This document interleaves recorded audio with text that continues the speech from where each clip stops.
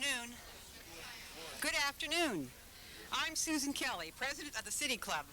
Welcome to another special presentation. Today, we will hear the labor movement's action plan for good jobs, better government, and a sustainable economy. Our speaker is Tim Nesbitt, President of the Oregon AFL-CIO. But first, some announcements. Next Friday, April 18th, our program is on the Olmsted Plan and the status of Portland parks. Our speakers will be Chet Orloff, adjunct professor at PSU, and Charles Jordan, retiring director of the Bureau of Parks and Recreation for the City of Portland. Thank you to all members who helped us out during our membership campaign. Our goal was 100 new members, and by last Friday, we have welcomed 94. Welcome to, and thank you to the recruiters and those new members. The New Leaders Council and the City Club Education and Human Development Issue Committee would like to thank Kel's Irish Pub for hosting the Reinventing High Schools Forum that was held this week at Kel's. The discussion and turnout were both impressive, and we appreciate Kel's for their support. Our program host today is Chris Smith, member of the Board of Governors and a lead internet technologist for Xerox Printing. He will ask the first question of our speaker.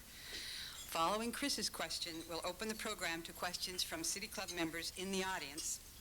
Please line up behind the microphone even before Chris is finished so that we have time to ask as many questions as possible. Identify yourself as a member of City Club and ask your question in 30 seconds. Broadcast of City Club programs this quarter is made possible in part by corporate underwriting from Kaiser Permanente, Nike, and Washington Mutual. We are very grateful for their support. Before I tell you about our speaker, I want to mention that a newspaper item this week described 3 major layoffs in Oregon. Monaco Coach in Coburg, 450 jobs. A Sony plant in Springfield is closing. That's 277 jobs. And Roseburg Lumber is laying off 450. We're hopefully finishing the war in Iraq, but the economy is struggling. We can't fund our schools. Oregon has the highest hunger rate in the country, and PERS is amuck. In your remarks, Tim, I hope you will tell us about the voter education project and what led to the anti-racketeering lawsuit on Bill Sizemore. Engaging people to participate in government is at the heart of both City Club and the labor movement. So, Tim Nesbitt was elected president of the Oregon AFL-CIO in September of 1999. 3 years ago, he co-chaired the successful Labor 2000 political effort, which produced the highest turnout, 86%, of union household voters in the U.S. In that election, Labor defeated all of Sizemore's anti-worker initiatives and helped elect all of its endorsed candidates for statewide office.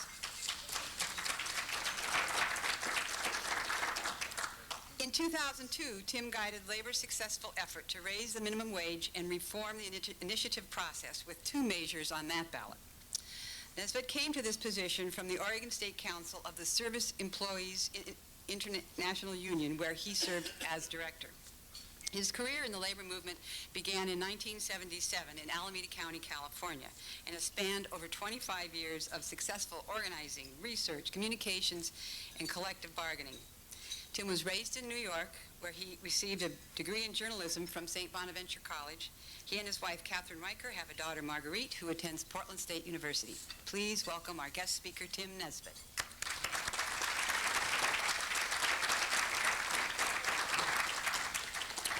Thank you, Susan. It's a pleasure to be here this afternoon, and we very much appreciate the invitation. 5 months ago on election night, a stranger stopped me on the street outside the Portland Hilton, and he said he wasn't a union member, but he mentioned the minimum wage ballot measure, and he then said it was good to see labor winning again. His comments told me what the early election returns were already showing, that we were taking back the ballot for working people. But most satisfying of all, he told me that labor's voice was again being heard and appreciated beyond our union halls. Point number 1 from my speech to you today is this. When our labor movement is strong and successful, the benefits spread to working people far beyond the ranks of union members. During one of our strongest and most sustained periods of economic growth in the U.S., from 1945 to 1973, we had high union membership, and a rising standard of living for working families. But when we're weak, our weakness affects all too many others as well. Over the last 25 years, union representation rates declined from 24% of the workforce to less than 14% nationally, and to just above 16% in Oregon. And with that decline, real earnings for all workers declined. The incidence of jobs with fully paid health benefits declined, and the proportion of workers with pensions declined. Even the Conference Board, a national business research group, blames the high percentage of full-time workers now living below the poverty line in the U.S. on three factors: the erosion of minimum wage laws, the effects of so-called free trade, and the decline of labor. And we now find similar trends and even greater threats confronting not just the working poor, but the working middle class. I'm pleased and proud to be able to talk to you about the great success of our labor movement in Oregon over the past few years.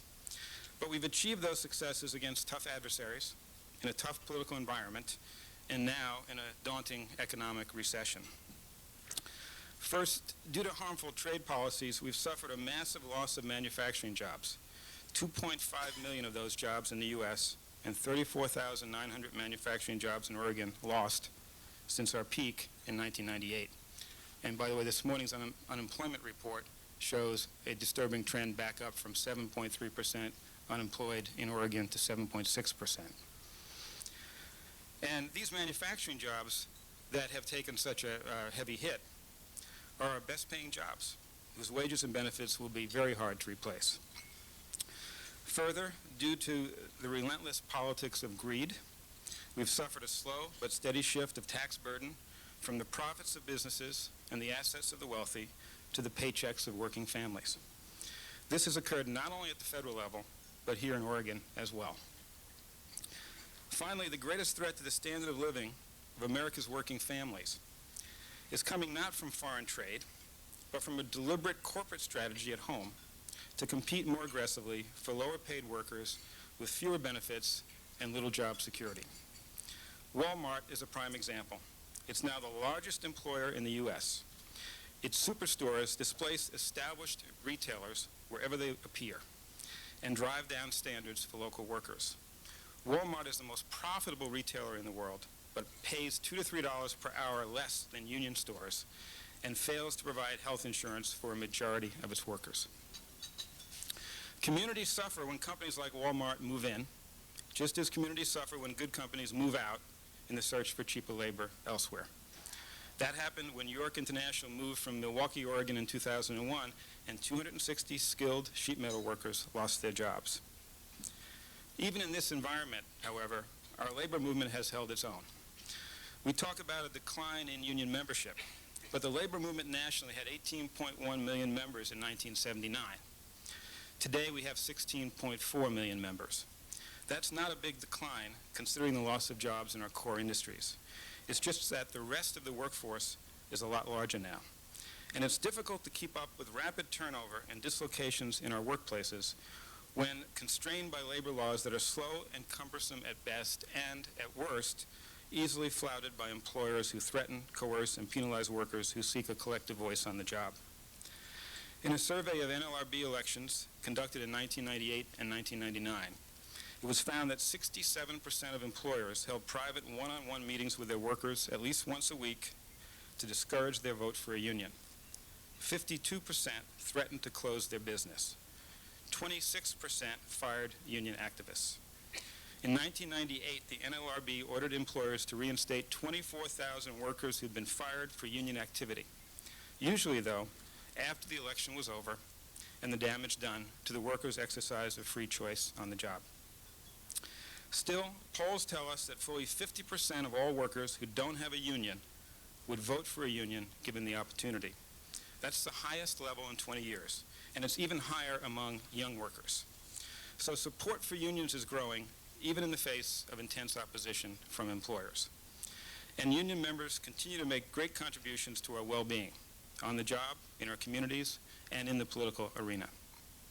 Oregon's unions led the fight against anti-government forces in Oregon throughout the 1990s, contributing more than 85% of the funding to campaigns in which they defeated 8 of the 9 measures sponsored by Bill Sizemore and Don McIntyre.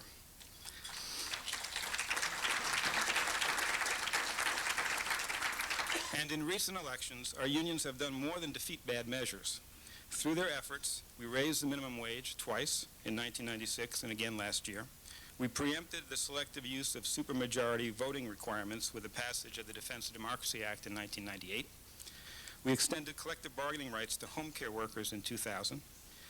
Also last year, we removed the incentives for fraud and misrepresentation in the initiative process by banning the buying and selling of signatures on initiative petitions. And thanks to the work of the Voter Education Project and the lawsuit sponsored by the OEA and the American Federation of Teachers, Bill Sizemore's operation is no longer forging signatures and laundering campaign contributions to advance his anti-government agenda.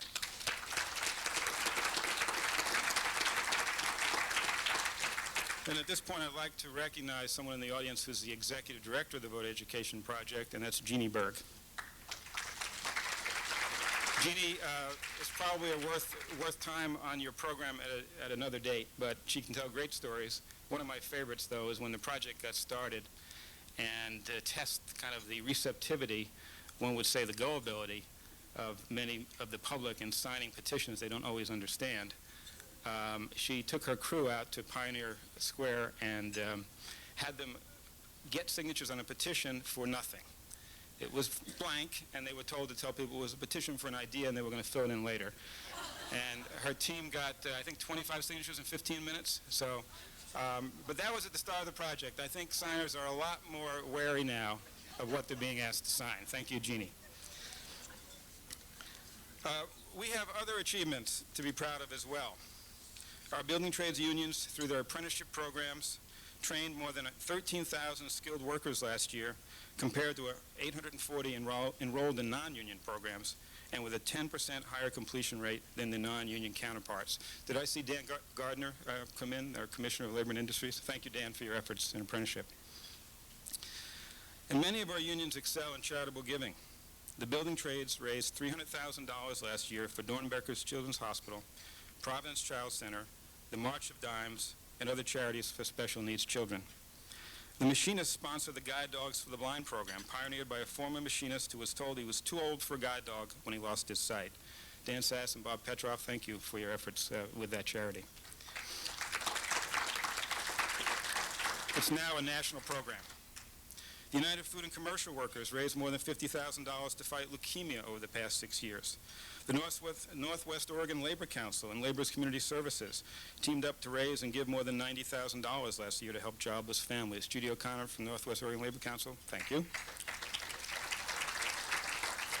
And every year at this time, the National Association of Letter Carriers leads a national food drive, which last year collected 1.4 million pounds of food from Oregon doorsteps. Please remember to participate this year on Saturday, May 10th. Union members are also more likely to lobby their elected representatives, as many of you here know, and more likely to vote because they're engaged through their unions in public policy debates on issues such as health care, the minimum wage, and fair and adequate funding for public services.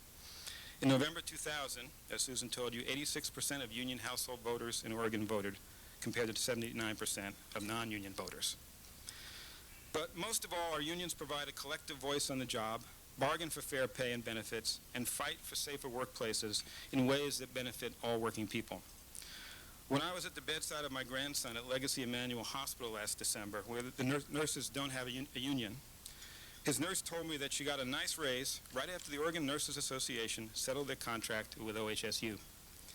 No one in management said that was the reason, she told me, but she and her coworkers knew that the ONA's victory was their victory too. That's point number one. When our unions are successful, their success boosts the well-being of workers in many ways. And the good news is that our unions in Oregon are organizing more workers than ever before. They expect to achieve first contracts for more than 12,000 new members this year, from home care workers represented by SEIU, to hospital workers represented by AFSCME at Good Shepherd in Hermiston, and to broadband cable workers represented by CWA. But I'd like to devote the remainder of my remarks to the specific points of what we call our action plans for good jobs, better government, and a fair economy. Point 2 is the starting point for that action plan, and it's called crisis. We have the highest unemployment rate and the highest hunger rate in the U.S., to which we came close to adding the shortest school year in the nation as well. And though we avoided that particular stigma, we became the cartoon poster child for a failed state, a reputation we're about to earn all over again in round 2 of the impending budget crisis. If the legislature proceeds with plans to rebalance with no new taxes, to rebalance the budget with no new taxes, and the state's allocation for schools is reduced to $4.5 billion in the next biennium, the reduction in support for our schools will be the equivalent of cutting the school year by 30 days in every district of the state, according to the Department of Education. If the governor's budgeted level of support for the Oregon Health Plan is adopted, the state will have to eliminate coverage for 150,000 Oregonians, including more than 20,000 children and almost 3,000 pregnant women. This is a prescription for human tragedy and a one-way path to economic failure. We can't expect to compete in a full-time world with part-time schools and substandard services. As Mayor Katz told you last week, at some point living within our means means just plain living mean. So point 3 is this: we must fix the state budget. Before all else, we have to solve the structural deficits of our tax system, because these problems are so big, we can't just grow our way out of them, and we can't patch them over by cleaning out the cupboards and the sock drawers and borrowing 10 years' worth of tobacco settlement money to fund 30 days of school. By the way, this is not a spending problem. This is a revenue problem. Yes, we have to get the cost of PERS under control, and our unions are working on changes to do that. But even without a dollar's worth of increase in PERS costs, the state would still face a shortfall of more than $1.6 billion in the next biennium. By contrast, if we had maintained the relative tax effort of just 4 years ago for individuals and businesses alike at the same percentage of our personal income, the shortfall we face in the next biennium would disappear. Now, it's easy to say we shouldn't raise taxes during a recession. We shouldn't, unless there's no other way to educate our children and fund the services we need to keep and attract businesses, promote and support good jobs, and protect and sustain our communities. We need to be sensitive to the costs of doing business in Oregon, but we need to be truthful about those costs as well. And here are some truths that are not always self-evident to Oregon's opinion leaders. Oregon has become a low-tax state, but not for working families. Taxes paid by individuals in Oregon, measured as a percentage of personal income, actually increased in the 1990s. So guess who's paying less? We now have the lowest business taxes in the West. The 2003 Competitiveness Red Book, produced by the Association of Washington Business, shows that Oregon is now the lowest of the 11 western states in both the share of state and local taxes paid by business and in overall taxes paid by business. So if we don't want to raise taxes until we have to, and now we have to, do we go for more tax effort from the business sector or from individuals? Do we go for more stability, which means a tax like the property tax, which is unrelated to ability to pay and could sink some marginal enterprises? Or more fairness, which takes us back to the income tax because it's based on ability to pay for businesses and individuals alike? Or do we try for a new tax like the sales tax, which is only slightly more stable than the income tax, but is more of a burden on working families, can't be deducted from your federal tax return, and is 0 for 9 with the voters? From the way I pose those questions, you can tell we favor the income tax. Beginning with income taxes, we are not now collecting because of tax credits, exemptions, and deductions. Alongside the governor's general fund expenditure budget, which looks like this, and was supposed to amount to $11.4 billion before the last revenue forecast, there's another budget, which looks like this, the tax expenditure report, which amounts to $7.7 billion in revenue that the state forgoes in credits, exemptions, and deductions from the state income tax. $11.4 billion on the expenditure side, $7.7 billion that we don't collect.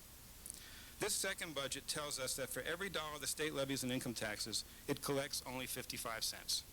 The other 45 cents is written off in the form of tax breaks. Now, not all of these tax breaks are bad. As part of a research project with the Oregon Revenue Coalition, we identified 13 public purposes, from helping seniors make ends meet to promoting public education and making health care more affordable, that appear to represent good reasons for a tax break. But once we got through that list, we found that more than $4 billion in tax breaks that did not appear to serve a clear public purpose other than to reduce someone's taxes. Many were business tax breaks that did not pass the test of creating and sustaining jobs that wouldn't be here otherwise.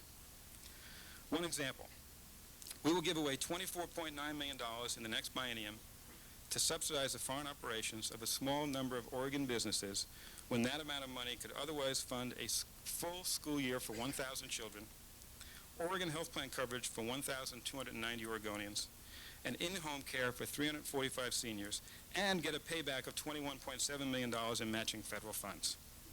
What's our priority here? Subsidizing corporations' foreign operations or funding our own state services? Other tax breaks provide help to those who need it least, including me. For example, our tax deductions for mortgage interest and property tax payments make home ownership more affordable. That's a good thing. But why extend this kind of housing assistance to owners of vacation homes and second homes? We will give away $42 million in income tax revenues for these deductions on second homes in the next biennium, enough to pay for 30 days of school for every second grade class in the state. What's our priority here? Subsidizing second homes at the beach or teaching second graders in our schools? If the legislature decided to limit income tax breaks to 33 cents on the dollar so that for every $2 we collect in taxes, we would give back no more than $1 in tax breaks, we could keep the most beneficial tax breaks and still recover $1.7 billion in otherwise lost revenues in the next biennium. That would be enough money to close most of the budget gap now facing the state. Longer term, though, once we patch the holes in the next state budget and regain our economic footing, we will still face the challenge of securing fair and stable funding for the services we need to thrive and prosper. And then we'll have to answer the perennial question, who pays? In that debate, we'd like to lay down several markers. One, we believe that we need to restore business tax effort for education. Back in 1990, businesses paid more than 40% of the operating costs of schools, mostly by means of the property tax. Now their contributions have declined to less than 30%. That difference alone accounts for the shortfall in our school budgets today. We applaud the decision of the Portland City Council, Eric Sten, thank you, and your colleagues, to raise its business tax to get us through this school year. And we thank you, Chair Lynn, and I saw that Serena Cruz is here, and Lisa Nato. Thank you all and your colleagues for stepping forward to put forward the proposal on the ballot, 2648, that we hope will pass, again, for bridge financing, just to keep things together over the next few years. But longer term, we'd like to see that effort expanded statewide, or better yet, replaced by comparable tax effort on a statewide basis. Two, we need more balance in tax effort among big businesses, small businesses, and working families. On this score, our state income tax system is out of whack. Large corporations pay a flat rate of 6.6% on their profits, while small businesses, S-corps, partnerships, and sole proprietorships, pay close to 9% on their taxable income, which is the top rate paid by personal income taxpayers, including almost all working families. If we're going to place heavy reliance on the income tax because it's based on ability to pay, then it's only fair that large corporations pay the same tax rates on their profits that small owners of enterprises pay on their taxable income, and working families pay on their wages. Three, if we want a more stable tax system, we don't need a sales tax, which is hardly more stable than the income tax. Just look at what California and Washington State are going through right now. We need to go back to the property tax. Our first principle, to restore business tax effort, can be combined with our third principle, more stability, in the form of a statewide property tax on all property other than owner-occupied homes. Such a tax at $3 per thousand would raise $645 million in the next biennium, avoid the problem of trying to equalize more local taxes on a statewide basis, level the statewide playing field for business, and provide added stability for school budgets. Finally, if the legislature doesn't act to address our need for stable and adequate revenue to fund schools and public safety and human services, our unions are prepared to bring to the ballot in November 2004 the best, fairest, and most feasible tax reform proposal we and our allies can devise.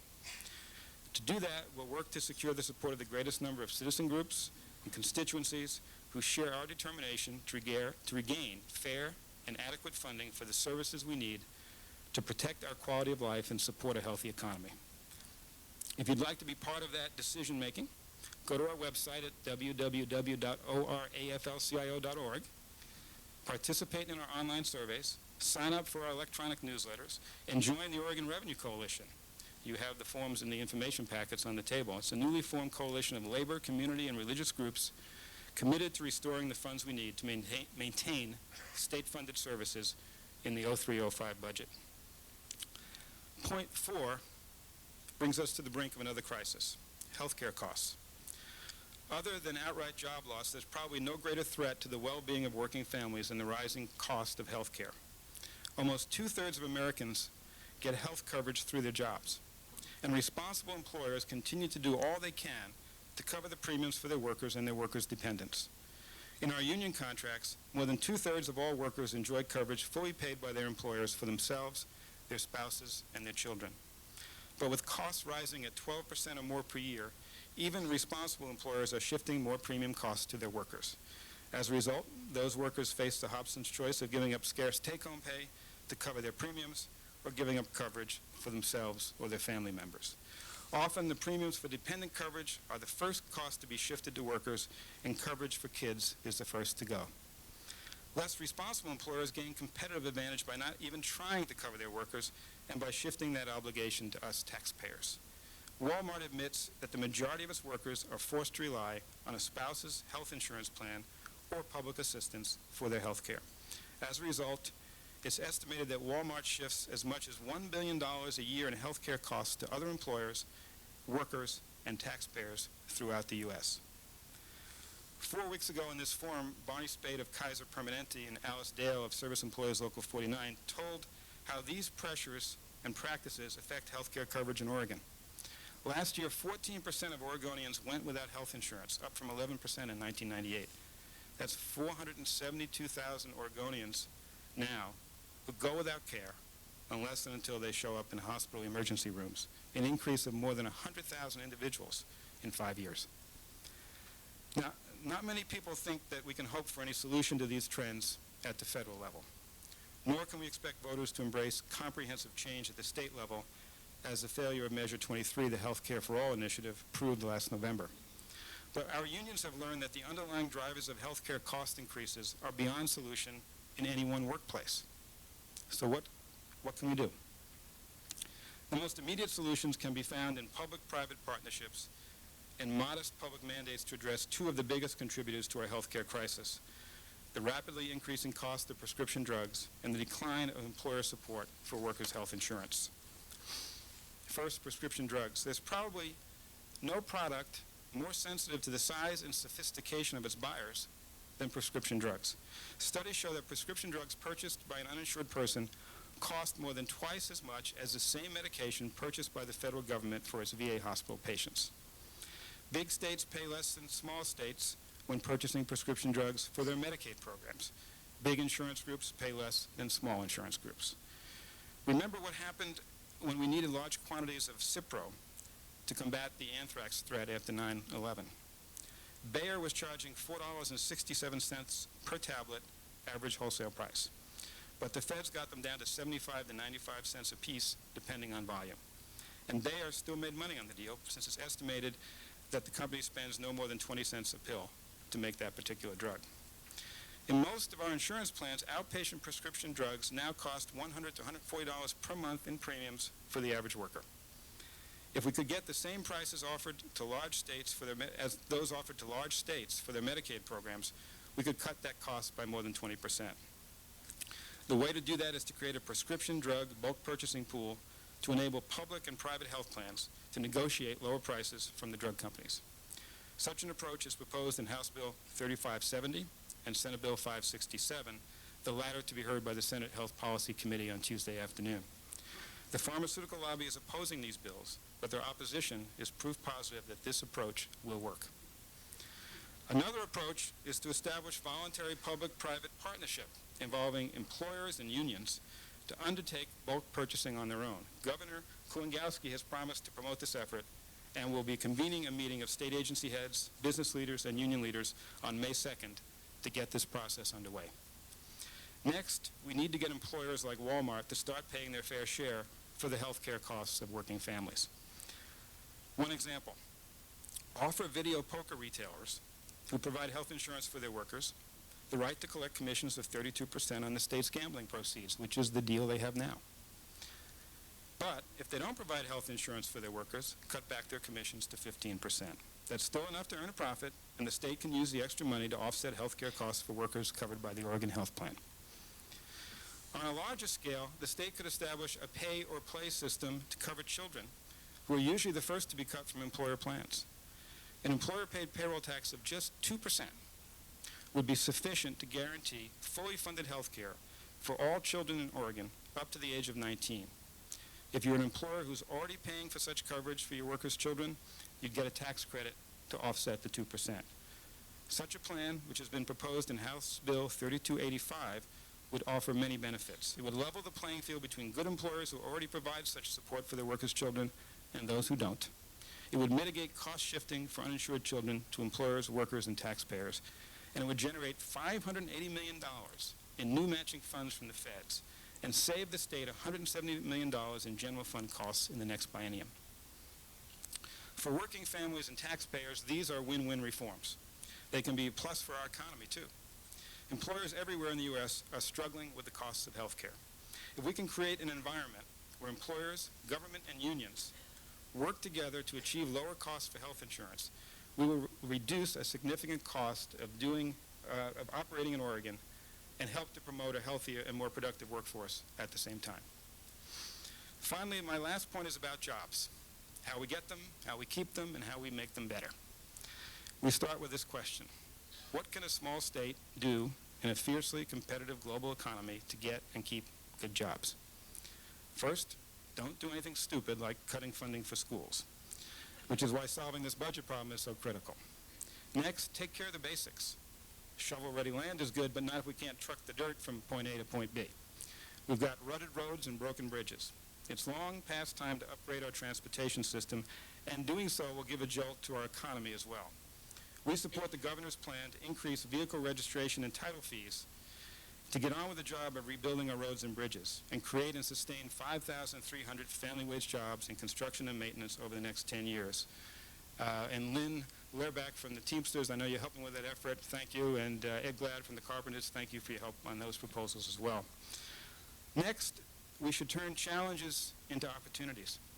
The flip side of the loss of manufacturing jobs is that we have thousands of highly skilled workers, either underemployed or unemployed, who can provide a competitive advantage to new manufacturing firms with a minimum of retraining. We need more responsive, better focused, and better funded workforce training programs to prepare workers for the jobs of a changing economy. Legislation proposed by the governor's transition team will provide a starting point, but the challenge, as with everything else, is to find the money. And we must recover the competitive advantages we've lost. Energy costs in the Northwest have turned from a positive to a negative in a few short years and destroyed thousands of jobs in our economy. Now there isn't enough low-cost hydropower to fuel our future. New alternative energy sources will be needed.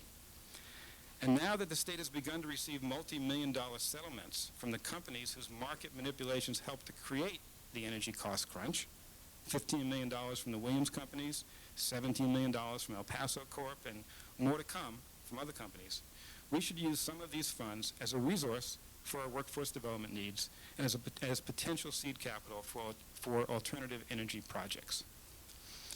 Further, when it comes to recruiting and retaining employers and businesses, let's call a truce on talking down our state. To our friends in the business community, we say, we've got a business-friendly tax structure at the state level. It's kind to startups when they've yet to turn a profit, and it's gentle on businesses when they fall on hard times, because it's based on your ability to pay. So stop complaining, start promoting. And please ask your lobbyists not to support education funding in one hearing room of the state capitol and then show up with their hands out for more tax cuts in another. You can't have it both ways. Finally, no matter what our strategies for recruitment and retention of business, we need to make sure that the jobs we create and sustain are good jobs. If we learned anything from the last 20 years, It's that workers can work harder and smarter and longer and break all records for productivity and still fall farther behind if they don't demand and get their fair share for the wealth they produce in our economy.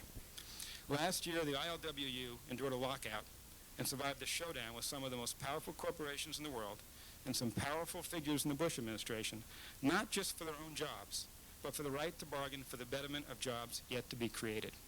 These new jobs, like today's longshore jobs, will be highly skilled, highly mechanized, and highly productive. They're the jobs on the front lines of a global trading system that's supposed to deliver a better standard of living for American workers. But the ILWU knew that even these jobs, as important as they are, won't be family wage jobs unless the workers in these jobs can join together and bargain effectively for a fair share of their contribution to the global economy. We need labor law reform at the federal level to ensure that workers can organize freely and bargain collectively without reprisal from their employers. At the state level, we should prohibit the use of taxpayer funds to finance coercive, anti-union campaign tactics by contractors and others that receive public funds. Those funds are supposed to be used to provide services, not diverted to pay union-busting consultants. That's a proposal we hope the state Senate will approve within the next few weeks. If our goal is an economy that works for working families, we need more good jobs, and to accomplish that, we need more workers who are represented by a union. As a column in the financial section of the Oregonian on August 31st, 1997 stated, quote, "Economists across the spectrum agree. Turning a non-union job into a union job will have a bigger effect on lifetime finances than all the advice employees will read about investing their 401k plans, buying a home, or otherwise making more of what they earn," end quote. Free market forces can create jobs, but only an organized voice for workers can achieve appropriate compensation and standards for most of those jobs. A society that operates without a strong labor movement is all too likely to drift toward greater concentrations of wealth, greater inequality, social strife, and continual crisis. To that end, to avoid those ends and to promote a healthy labor movement, we invite you to join us. You can join us by supporting any of the legislation I've mentioned, by working with us to solve the state's funding crisis, by urging employers to work with us to keep our healthcare system affordable and accessible, and by reminding our elected officials that we need free and fair elections in our workplaces. Think of our labor movement as a partner in building a more productive economy and a more just society. And stay in touch. Go to www.oraflcio.org, sign up for our newsletters, and stop me or my colleagues on the street if our paths cross next election night or whenever, and let us know how we're doing. Thank you.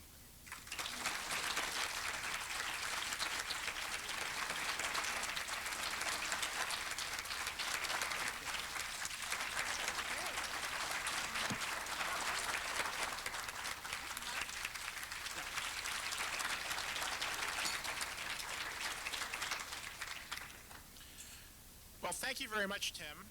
Certainly you and I have both labored in the battles of ballot measure politics, and City Club has certainly hosted a number of forums on that topic and indeed done a number of research studies. I'd like to join you in celebrating the work that the Voter Education Project has done to make the whole process fairer and more honest. My question is about a very recent development in the ballot measure process. Yesterday, the Oregon Senate passed out a bill that would change the way in which ballot titles are granted. I hope that you'll tell us about that and what impact that would have on the initiative process.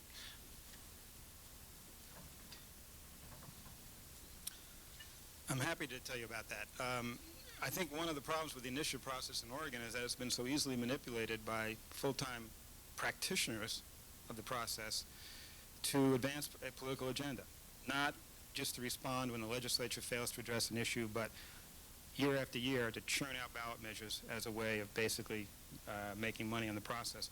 And a key to that, and Bill Sizemore was very clever in exploiting this, was the ability to get a final ballot title, exactly what the voters will see on the ballot, those 15 words printed on the ballot, by turning in just 25 signatures. That's how the law reads now. And so what Sizemore did was file over and over again many versions of the same measure to get a ballot title that polled well. He'd do the polling. He'd then find which ones polled well and would be difficult for his enemies to beat or would actually go after his political enemies. He'd then own that ballot title. It was a political asset. And then he'd go fundraise with that ballot title. Now, we think a ballot title is what you should get when you qualify for the ballot. if you've shown there's enough interest among the citizens to warrant the idea going forward and being placed on the ballot. It's the reverse in Oregon. You get that title with only 25 signatures. So the proposal in Senate Bill 102, which passed the Senate 20 to 10 yesterday, says you should show enough citizen interest before we go through all the process of drafting a ballot title, taking comments, going through appeals to the Supreme Court, which is a considerable amount of expense. I think we spent over $200,000 in the last election cycle processing ballot titles on measures that never went to the ballot. And it would curb an abuse of the process that I think is quite evident now. And we find that there's a greater coalition. Senator Ginny Burdick called it yesterday the coalition of the weary. That includes even business groups willing now to say this is an abuse of the process, it should be ended, and we should make sure that there's significant citizen support for a measure before we award final ballot titles.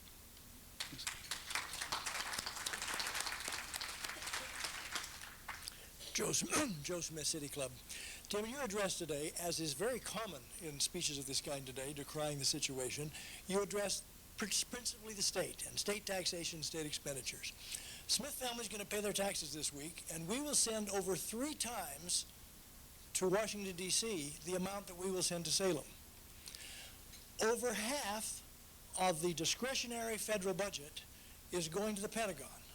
When I do the arithmetic on that, I discover that I am paying over 1.5 times for the war machine what I am paying for the entire budget of the state of Oregon.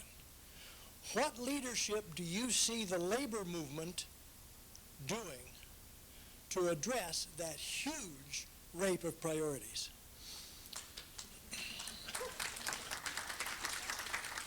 It's a daunting problem, Joe, and our representatives are in the halls of the Congress every day. We're communicating with our members by email every week to try and inject some sanity into this budget process, which right now looks like it's a question of whether it's going to be a $500 billion tax cut or $350 billion tax cut, both of which are unaffordable, both of which leave little, if any, funding available for prescription drugs, for Medicaid support for the states. I at least credit Senator Smith and Senator Wyden for pushing more federal money to help the states in their Medicaid programs. I think we stand to gain $200 million from the bill that Senator Smith has sponsored. Those are good things. Those are incremental, though, but they are certainly needed, and we'll just continue working with our unions in Oregon and around the country to kind of get these proposals moving. Hello, my name is Pavel Goiberman. I'm City Club member and candidate for U.S. Senate in 2004. I'm pro-union. I myself was in 1980, was machinist unions, and TriMet was member of union, but crooks from union, from TriMet, terminated me, did conspiracy with management. Most members of union, honest, hard-working people, but management of union, it's not good. Why, when you're talking about better government, State Representative Gardner, 6 years was state representative, helped state destroy our economy, a union mafia vote for him. Question, why unions do not pay taxes and corrupted politicians create political prostitution? I myself am elected by union leaders. Union leaders are themselves elected by members. Unions and their operations are held to strict standards by the Department of Labor. If they violate them, they pay an appropriate price. And I think the important thing to remember is that we have very many hardworking men and women volunteering their times as union activists, very many leading our unions who are working the 70 and 80-hour weeks to kind of move the kinds of programs and reforms for workers that I've described. Thank you. My name is Ned Look, City Club member. In your talk, you dismissed the possibility of a sales tax, which without, I think, giving it sufficient thought. Could you tell me why a sales tax, called a luxury tax rather than a sales tax, that exempted needed food, shelter, and clothing for low-income people wouldn't generate, plus one more thing, and that is offsetting by a complete look at the whole tax structure so that you re-proportion what we're doing along some of it along the lines that you suggested, others that possibly some of us are not in agreement with. A sales tax called a luxury tax, with those exceptions for food, shelter, and clothing, wouldn't be a pot of gold for all the programs that you're talking about. First of all, you'd have to exempt more than just food and shelter and clothing. You'd have to exempt a lot of other consumer goods to make a sales tax in any way progressive or not more of a burden on working families. It's true, though, if you exempt a broad range of goods and services, you end up with a luxury tax. I don't object to a luxury tax. I do object to a sales tax.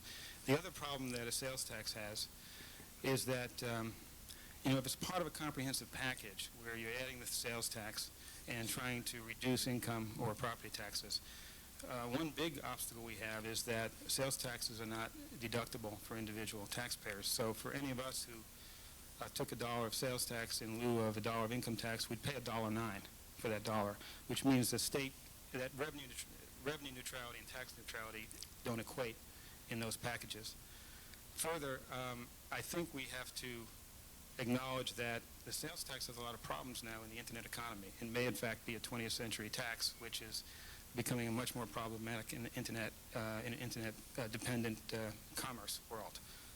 So I'm not sure. A lot of states right now are struggling with the sales tax, and the final thing is it's proving not to be much more stable than the income tax. I think that's because so far in this economy we've seen much diminished business purchases.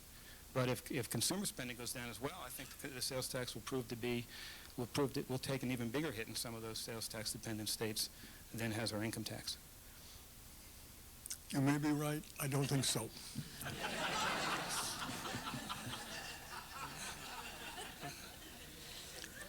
Hello, Tim. Bill Parrish, City Club member. If I were to ask everyone in this room who the governor is, I'm pretty confident we'd all get the question right. But if I were to ask who's chair of the Oregon Investment Council, the group that manages the $40 billion worth of public pension assets, I'll bet 90% of the people wouldn't know. My question is, there's been so much criticism of public employees and PERS and all this controversy, but there's been almost no scrutiny whatsoever to the Oregon Investment Council. The assumption is they're doing a good job, but in reality, if you lose 10% of $40 billion unnecessarily through mismanagement, that's $4 billion. I'm wondering if the unions are going to start looking at the Oregon Investment Council. Well, we already have. There's a member of the Service Employees Union who regularly monitors their meetings. He's very skilled in watching the investment practices, and in part because of that scrutiny, and also to credit our state treasurer, Randall Edwards, the Investment Council just last month agreed to start voting their proxies on important issues that come before them as shareholders.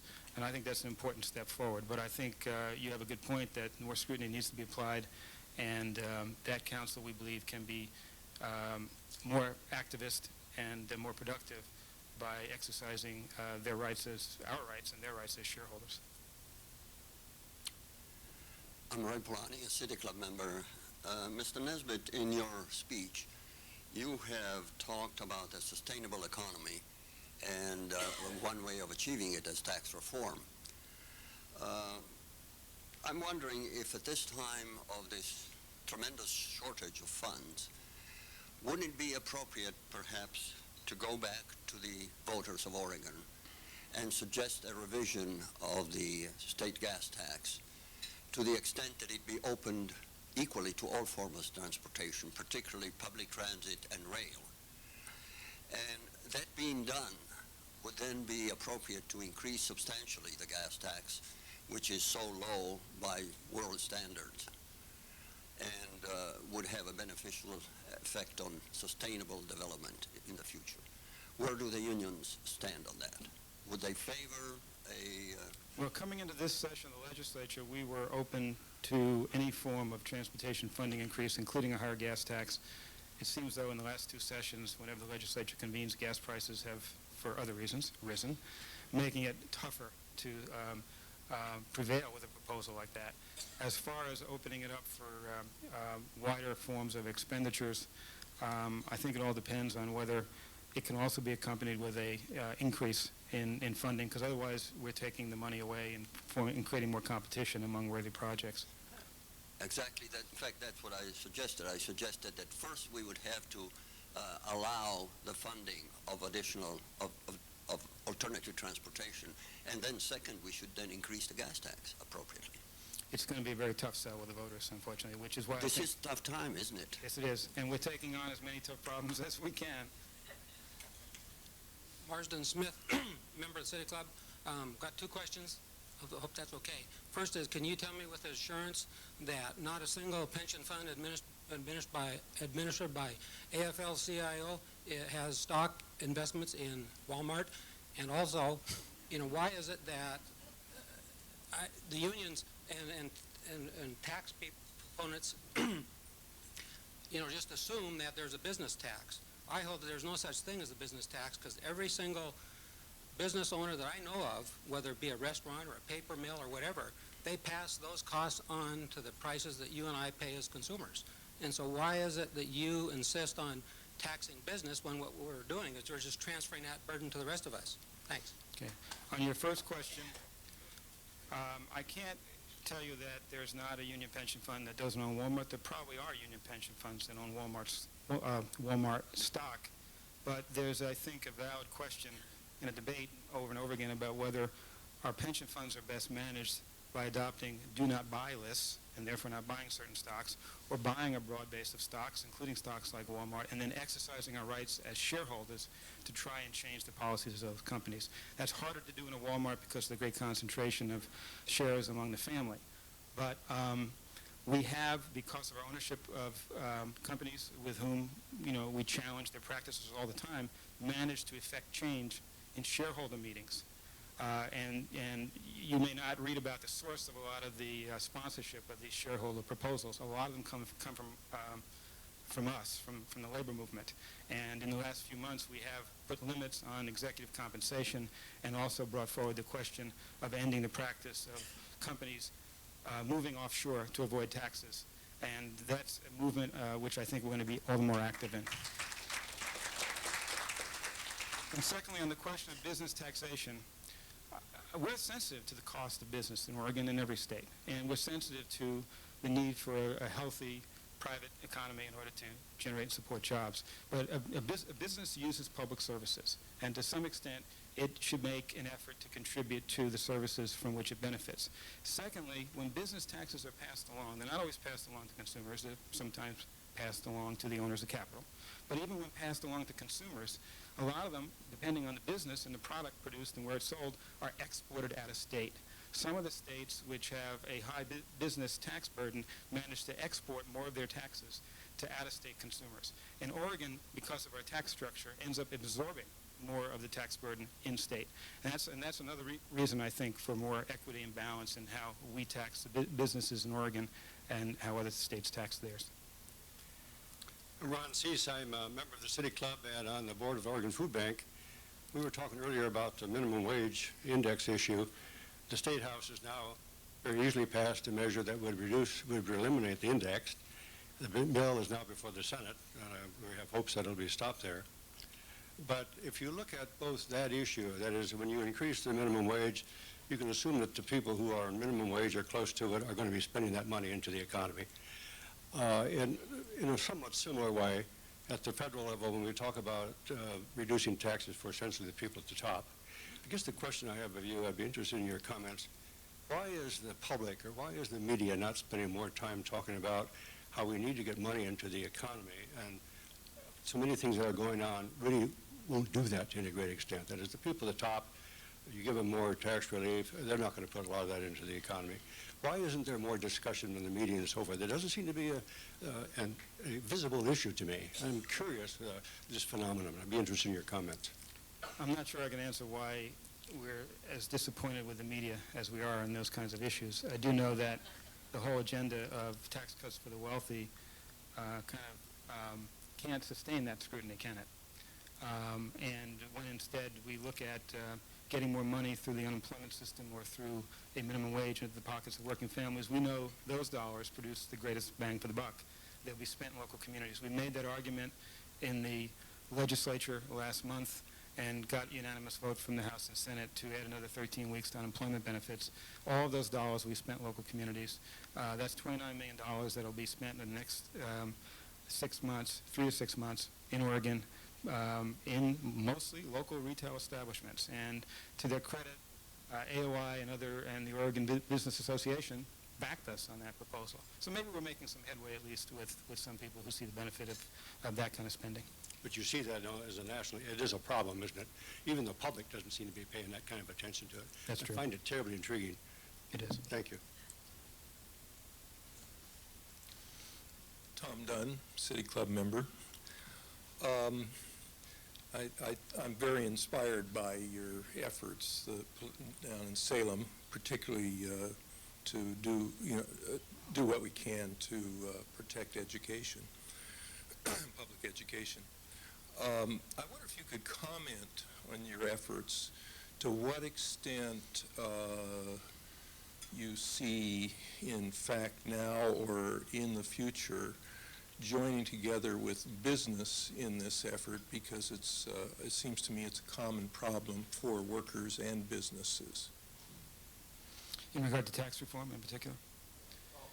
Just I think I mentioned the potential for working together on healthcare reform, which I think is important.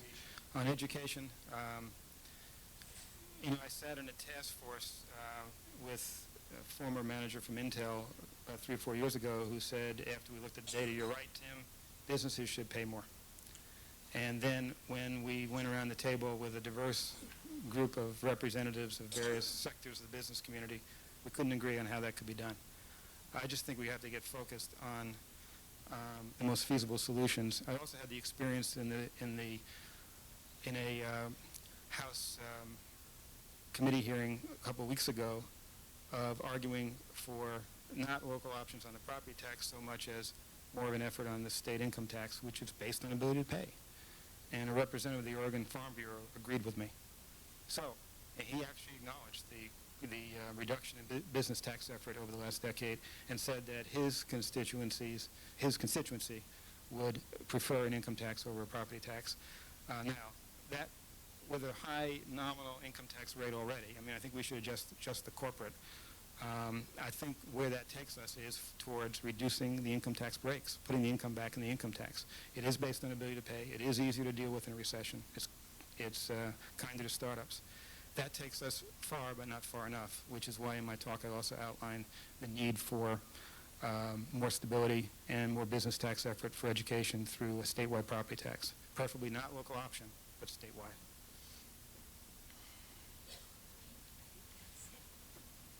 I